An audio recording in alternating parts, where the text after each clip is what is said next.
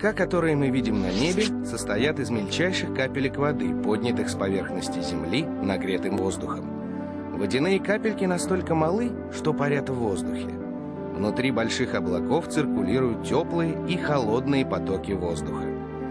Капельки воды, что покрупнее, находятся в основном в середине облака. Восходящие потоки теплого воздуха подхватывают их и поднимают вверх. По дороге крупные капли впитывают в себя более мелкие, вновь опускаются, а затем вновь поднимаются.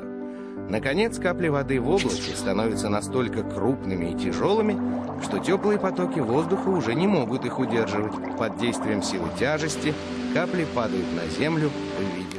Моя мама, к примеру, здесь сушит белье. Знаете, почему белье у нас высыхает? От того, что вода испаряется.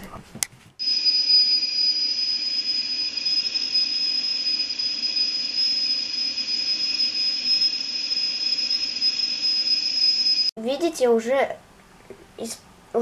отсюда вода испарилась. Да, вот испаренная уже вода. И опять же идет дождь. Дорогие мои первоклассники, я очень люблю эксперименты. И здесь находится 500 миллилитров воды. За субботу, воскресенье я проверил, сколько воды испарилось. Итак, мы с вами докажем, что вода испаряется.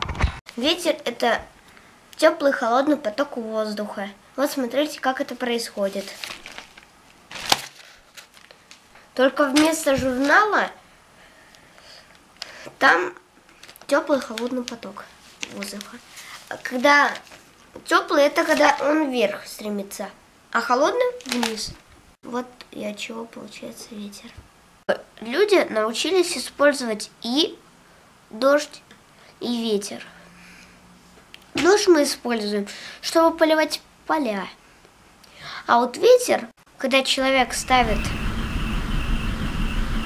ветряк и ветер дует, человек получает электроэнергию.